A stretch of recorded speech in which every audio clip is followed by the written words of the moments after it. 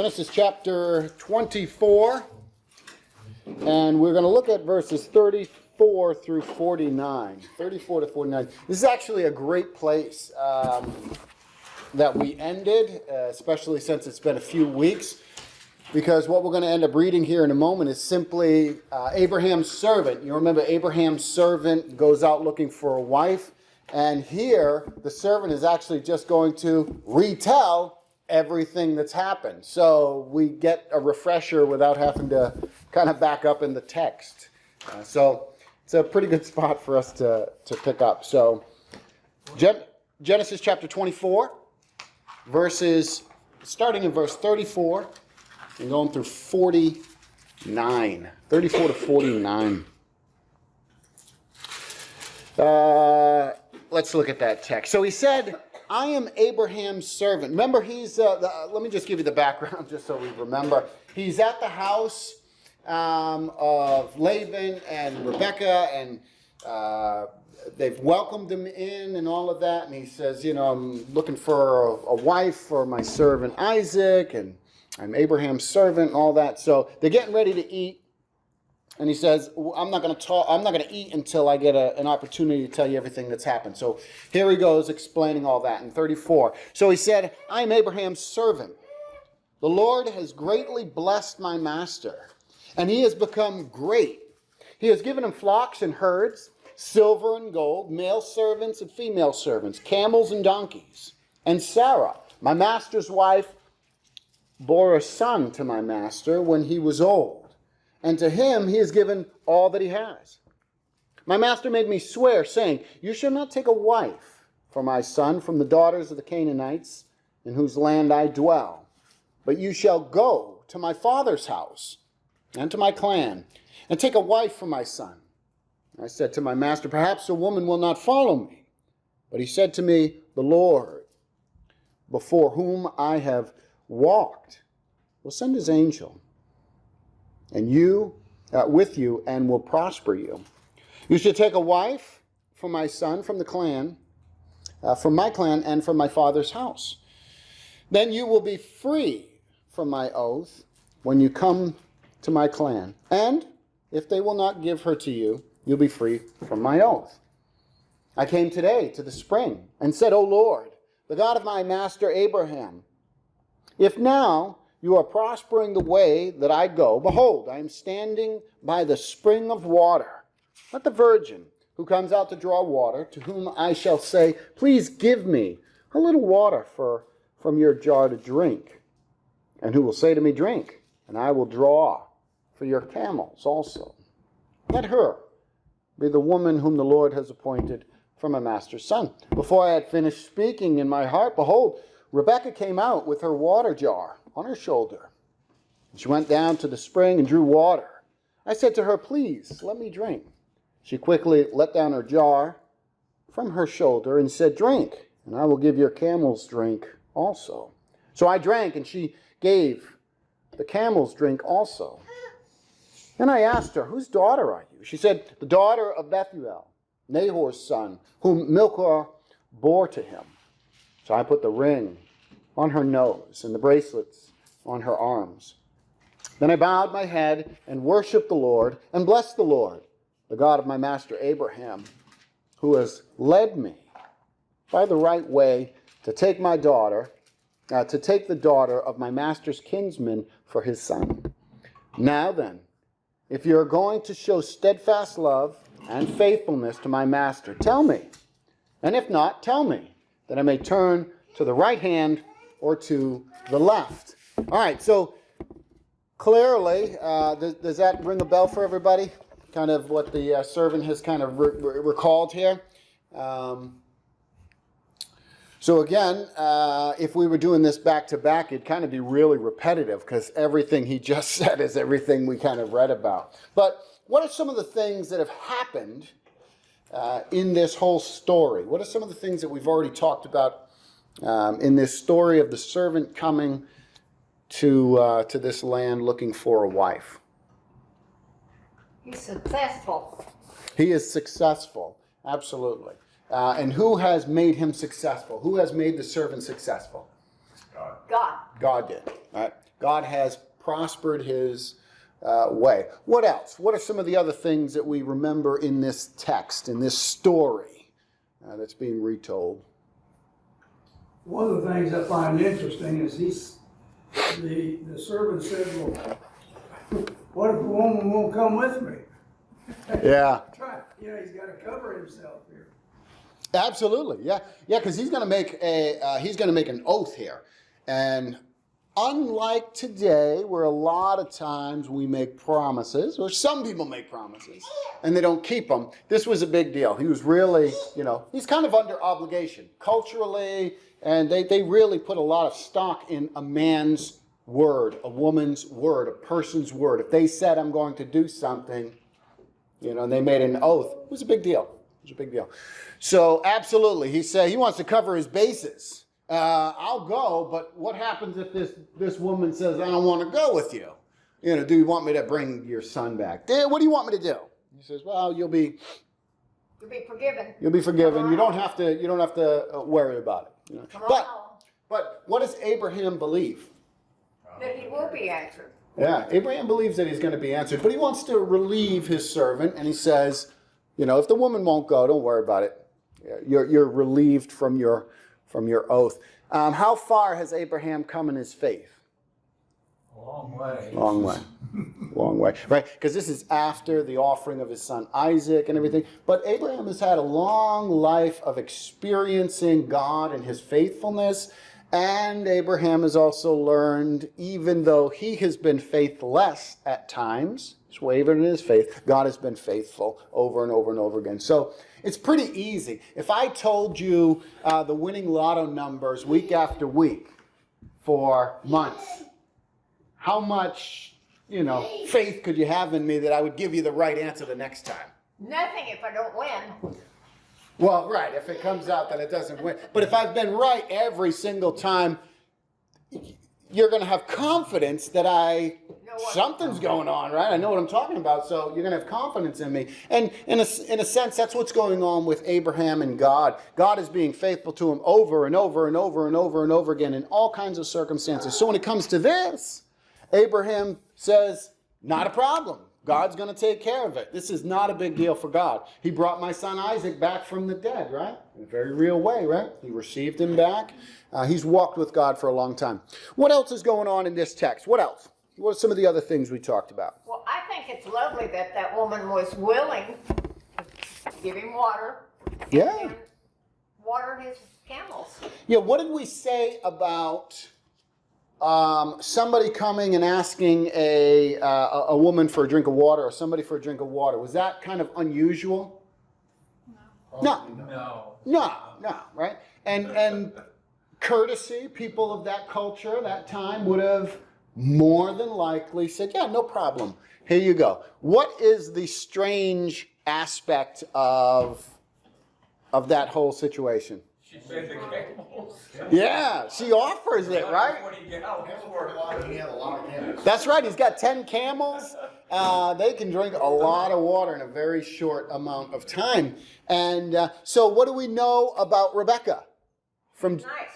She's nice. She's kind. She is, the H word, she is hospitable. She's strong. And she's strong, right? She's a horse, right? That's the H word. She's a horse of a woman. She's definitely, I don't know, it says she was beautiful. She was very attractive. She was a virgin.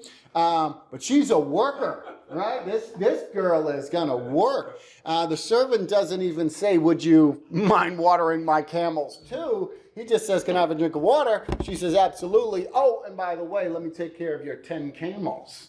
That's a hard worker. So she's hospitable, she's kind, and she's a hard worker. Absolutely. Anything else? I would like to mention in verse 48, I knelt down and worshiped the Lord. Yeah. I praised the Lord, all capitals, the God of my master Abraham, who led me straight to my master's relative. So he's telling that the Lord led him straight to his master's relative. That's right. Yeah. Absolutely. God was faithful. The God of Abraham, Isaac, and Jacob. Well, we don't get to Jacob yet, but the God of Abraham and Isaac is faithful. And absolutely, he's brought him the right path. He has led him to where he needs to go. So there's providence going on. This would be providential as well as, there seems to be a bit of miraculous aspects maybe going on too, but definitely the providence of God. Anything else? Bet the women that wear rings in their noses nowadays doesn't know it's biblical. That's right. Yeah, I don't need my daughter growing up putting rings in her nose. So we won't tell her that. We're going to change that to ring on her finger. The ring in the nose. I don't know. Some translations may actually say on the finger. It is the nose, though. It is on the face. Yeah, it's a nose ring. It probably would have been one of those hoops, one of those circle hoops. Yeah, but it's biblical. So all right, ladies, bring in your nose rings. I guess. You've got one? I had one. A nose ring? Yeah, it fell out of the bathtub. Wasn't a very good one then. You got to get one of those ones that clamp in there and don't come out. Some cultural things going on there. That's for sure. What do we know about Rebecca's family? They're nice. There's definitely hospitality going on there. What do we start to learn about her brother Laban? He's greedy. Yeah. How do we know that? How do we start to get a little inclination that might be what's going on? Well, he's so enthusiastic. The money. Yeah. He's pretty excited when he's and the Money signs. it specifically says when he sees the we didn't read it here, it was earlier, but when he sees the ring in her nose and the bracelets on her arms. And when Rebecca says, tells the story. But he seems to see some money signs. And in a sense, this is foreshadowing, because we're going to get to know Laban a little later on. Is this the same Laban that's Rachel and Leah's dad? Yes. Yeah. So we're going to get to experience him a little bit more. But if you're paying attention, you start to see a little bit about the character of this guy Laban. Interesting that he sees, and the Bible first points out, he sees the money, the bling. He sees the jewels that she has, and he's ready to go out and meet this guy. So we're starting to get a little bit of a... Well, he's saying, hey, let's split this up. You can have something, but I want something also. Well, maybe. I mean, he definitely is looking maybe for a little payday. Yeah. Going to find out what this guy is all about. So if you're in that culture, you have a lot of sisters. You're really in good shape, aren't you? A little bit. I mean, it'd be the good side. Yeah, because if you can marry them off, you might actually end up with some. A good farm, right? Yeah, that's right. Yeah, sell these ladies off, right? It's kind of that almost seems to be the kind of guy that Laban is. Okay. If there's nothing else, I know we talked about marriages and some other things. We talked about God answering prayer. And how fast does God answer the servant's prayer? Yeah, it wasn't even immediately. It was praise before immediately, right? I mean, he didn't even get the fully finish his prayer, and God is answering it. It reminds me of as a little kid up north, Johnny. He's a grown man now, but we would have Wednesday night Bible study, and we'd sing, and we'd take requests for songs. And right as the last verse is being sung of a song, we didn't even end, but he'd be like 582. So God is answering the prayer kind of like that, 582. Yeah, it's answered. Does God answer prayer immediately? Not always. No. Not always. Does he do it sometimes? Sure, right? We got an example of it Maybe right not there. always. How do we know that he takes his time sometimes? Because I haven't got a new car yet. Well, you may not ever get a new car. Sometimes the answer is no. Yeah, so, sometimes people say, we'll say, God always answers, but sometimes the answer is no. But does he take his time sometimes? What biblical character have we just kind of seen the life of that would show that sometimes God takes his time answering a prayer? Sarah and Abraham, right? Asking for a son, praying. You know that they were praying about a child and all of that. And it takes a very long time. God takes his time. So we see that God takes his time sometimes. We also noticed, and it was pointed out tonight, that the servant in that very moment worships God. He worships God. Worship of God can take place anywhere. It's different than what we would talk about the corporate worship or even Old Testament temple worship, which hasn't been established yet. But he worships in that moment, praising God, glorifying God, and that's worship. We can worship anywhere and everywhere. It's not just at a building or a religious service, although there are different things that we do, let's say on Sunday morning, than during the rest of the week maybe. But we can worship God, and we should worship God anywhere and at all times, all different times. I think she asked a question there a while ago, and I didn't hear the answer on it, but Laban was the father of Rachel, or Rebecca and Rebecca. Leah. Rachel and Leah. Rachel and Leah, sorry. Who was, He was the I'm sister. getting things mixed up here. Who are we talking about right now? Laban? Yeah, her brother. Yeah, we're talking about the brother. Okay, now who was, Rebecca is the... Bethuel was the, now what I'm trying to get at is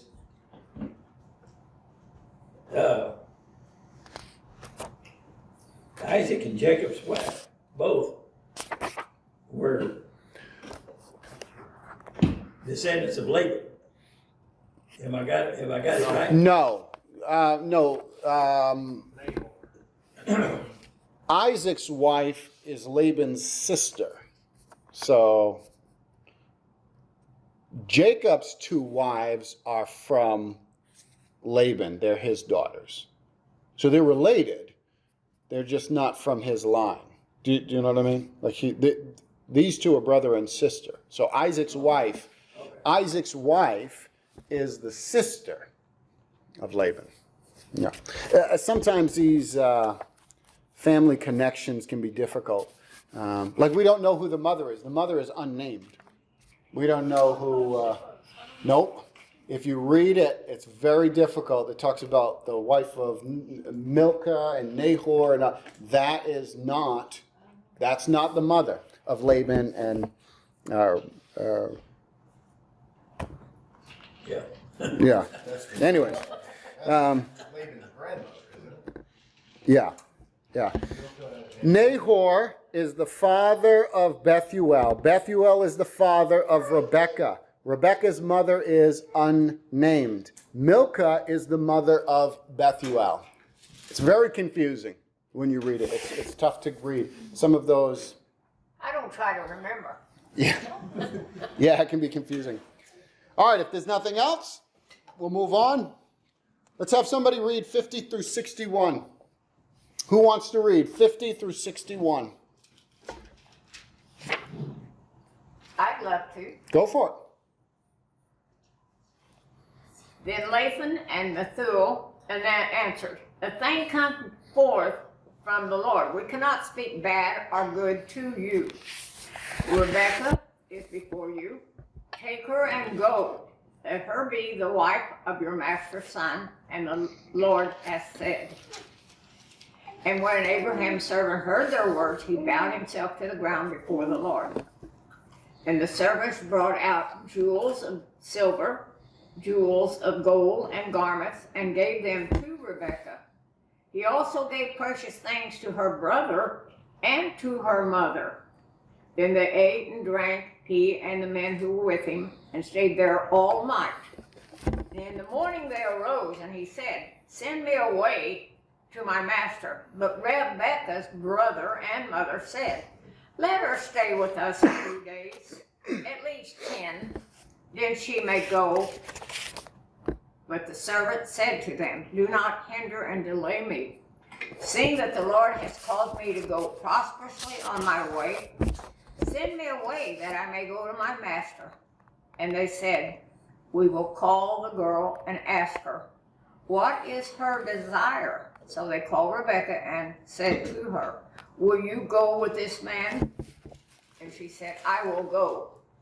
So they went away, Rebekah their sister and her nurse Deborah, and Abraham's servant and his men.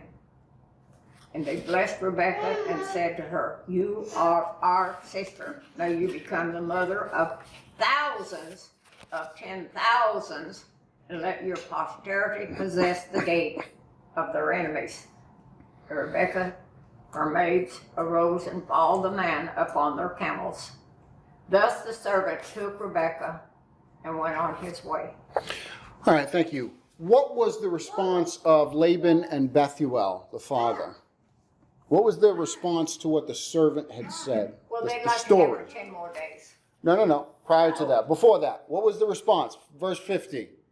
God put this in motion. Who are we to stand in the way? All right. They're all for it. They say, "This is great. Wonderful. The Lord did it. Okay, we're good with it." So they seem to be have no problem with it. Sounds good. What does the servant do after he hears that?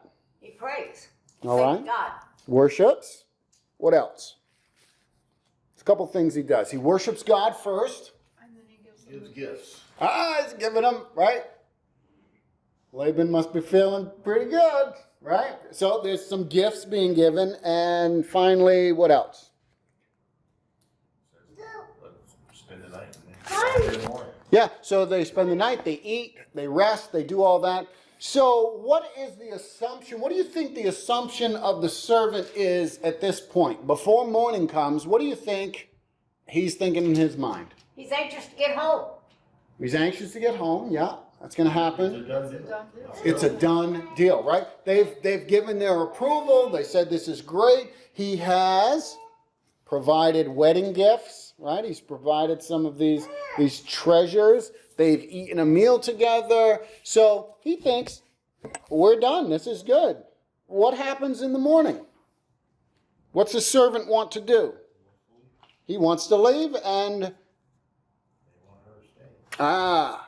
yeah, Rebekah's brother and mother don't want her to leave yet. I thought this was a done deal. It is, but they're also losing a child. They are? A daughter. And they may never see her again. That's true. That's true.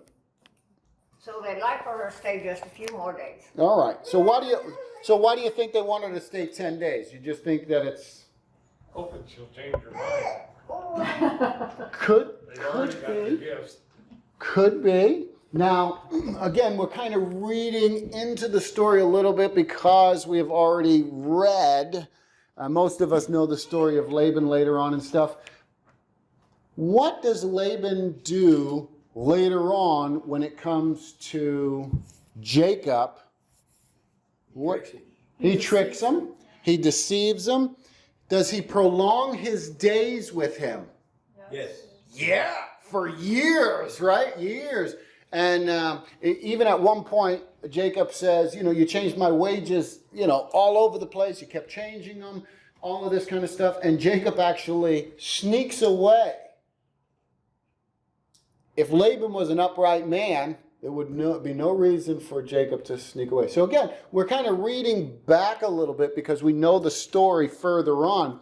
But these are hints that we should be, something's not quite right. Something's not quite right. Now, we could give them the benefit of the doubt and say, well, this is quick. And it is. This is a very quick kind of thing. Maybe they just want her to stick around for a little while. Well, and I think that more so because it was also her mother. Yes, her mother's there as well. But let me ask you this. Where do children learn how to behave? At home. They learn at home, don't they? They learn from mom and dad. And so Laban probably did not learn how to be money hungry cheat, from other people. He might have, but probably learns from home. From home. So I'm not willing to let any of these people off the hook too easy here. We don't know for sure. This thing, Laban was probably more of a mama's boy and Rebecca was more of a daddy's girl. Because she was obviously a cat. Well, Rebecca was very beautiful. She's definitely a catch. A lot more hospitable and friendly and open to let's do what we said we were going to do. Let's go. Yeah. Laban's like, hold on, let's see what else we can get out of this. It appears that that's probably what Laban and maybe even his mom are thinking at this point. Let's see how long we can draw this out. And again, Rebecca did her own deceiving if you look ahead too. That's true. yes. And where would she have learned that from, right? So all of this is all going to make sense, right? It continues to unfold. We continue to see the character of not only Laban, but Rebecca. So they got it from somewhere. But anyways, at this point, we're not 100% sure, but we start to get some ideas. Maybe they want to drag this out a little while because they may not be fully on board with letting Rebecca go. They may be just trying to milk this guy for as much as they can get. Who knows? We know that's what the Laban tends to be later on. That's the kind of man he ends up being. So what did Laban say when Rebecca came home and told the servant of everything that was going at the well? What did he see? He saw the jewels. We know what kind of man he is. What does Laban finally say when the servant says, send me on my way, I want to get going? What do they say? They say that they will ask her. Again, I thought this was a done deal. Why are we having all the... Right? So this, again, is one of those things that seems to indicate that there's something shifty about this guy Laban, and again, possibly the mother. Because at first, you remember the night before? They're all drinking and eating and everything's merry, and this is from the Lord. This is wonderful. Yeah, take her. We don't want her anyways. Take her, get rid, go. Then the morning comes. Give us 10 more days. Hey, they only want 10 more days for pizza. That's right. They only want 10 more. Yeah. At the end of 10, maybe they want another 10. I don't know, or 2 or 5 or something like that. But then the servant presses and says, hey, don't stand in my way. God has prospered me. I need to get on with the business. You've said this was a done deal. Let's finish this off. I've given you wedding gifts and everything, right? This should be done. And then they say, well, let's ask the girl and see what she says. What might they be thinking she will say? Stay a little while. Stay a little while. I don't want to go yet. Something like that. What does Rebecca do? Let's go. She goes. She goes. Absolutely. So she is ready to get on with it. And the text says at the end, then Rebecca, 58. And they called Rebecca and said to her, will you go with this man? She said, I will go. So they sent away Rebecca, their sister, and her nurse. So she's going with one of her nurses, and Abraham's servant and his men. So everybody's on their way, and they bless Rebecca. So they give her a blessing, which would have been a very customary kind of thing. Our sister, may you become thousands of 10,000s, and may your offspring possess the gates of those who hate him. What's this issue of the offspring possessing the gates? What does that mean? That's just a blessing, but this is what they're blessing her with. What do you think it means to possess the gates of their enemies or those who hate him? You'll overcome their enemies. They're going to overcome. If you have the enemy's gates, they can't lock you out. You have entrance. You basically have plundered their cities. You're in control. So they're asking a blessing or pronouncing a blessing that they will conquer all their enemies, that they won't have any problems. What were you saying, Steve? That's what I was saying. Okay.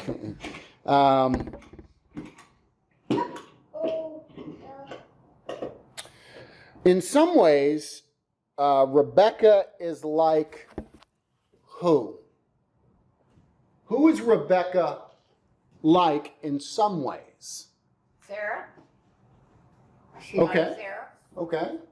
How would you say she's like Sarah? She wasn't what I was thinking of, but Well, she was a nice lady and she was willing to follow God okay. and the servant that came for her. Okay. Who? Awesome. I Yeah. like her. Okay. She got up and left her house and left her home for her husband. Which was like who? Who am I thinking? Right? Who up and left their household, their fathers? Ruth. Okay. That's another one. Before. Lot's All wife did that too. Who? Lot's wife. That's why. Okay. I'm thinking of Abraham. I'll just throw it out there, right? Abraham does what? He is called by God to leave his country, his father's household, to leave everything, right? We're all thinking women. I know, you're all thinking women, which is okay, but she's like Abraham. She's very much like Abraham. She's leaving everything behind. And it's really almost it's a moment's notice. And it's really the calling of God, I would say, on her life, right? The calling of God, not in the same way that I think Abraham got the call, but it's a very similar experience that she has to submit to. She's not going to have her family and friends around. She's not going to be around those people and those places. She's not going to be home. She's going to be in a foreign country with a man that she has never met. Doesn't know if he's a nice man or not. No. So it seems to be that she's got some Abrahamic faith, I would say it seems to be what's going on here. She's got some Abrahamic faith. We can learn from her. We can learn from her ability and willingness to up and leave behind all that she has. It may have been that she knew David very well and said, we need to get out of here. I'm thinking, again, the text doesn't tell us that, but I'm thinking with as quick of a response that she had, she probably, she's growing up in a household, even though she's influenced by it, she's growing up in a household that does seem to be money hungry and manipulative and looking to get over on people. And it probably was going on in the household as well. Who knows what kind of things were going on there as well. But she's willing to up and go. So it says something about her character as well. But Rebecca, if you use that analogy of her faith, she also was like Abraham in reverse. She was deceptive. Yes, later on she is, Later on, yes. She was deceptive like Abraham was with Abimelech, so she kind of went in reverse. She didn't. Well, Abraham goes, great faith. She goes, we could say kind of in great faith, leaving behind everything or whatever. Abraham has his moments of wavering faith. She does the same thing, she's got some of those moments. The great thing about looking at these characters is these aren't superheroes. Sometimes we look at the biblical characters, we look at the prophets and all that, and we look at them as if they are sinlessly perfect, like they are Jesus walking around. And the fact is they weren't. They were broken people who had issues, and they came from broken families. They were human. They were human. That's true. And we all make But mistakes. they were broken, is the point. They were, they made mistakes. They sinned. And yet God does great things with them, doesn't he? Does he? He works wonderful things through broken people. What can he do with you? He forgives me like he forgives them. Yeah, but what can he do through you? What did he can do anything, right? He can do powerful things. He always is working powerfully. We've got a God who is able to take broken tools and build gorgeous things, right? Look at the lineage of Jesus. Look at Matthew as he traces the lineage of Christ, and you'll notice some interesting things about the people in there. Many of them were sinners. Prostitute. Wicked sinners, we might even say, right? We would judge some of these people pretty harshly. You've got David, who is not only an adulterer, but a murderer, right? You've got all these, and you've got a bunch of nobodies. You've got people in that list of the genealogy of Jesus that we know nothing about other than their name in that list. We don't know anything. A bunch of nobodies. So again, God can do great things. If you think that you're a nobody, God can use you.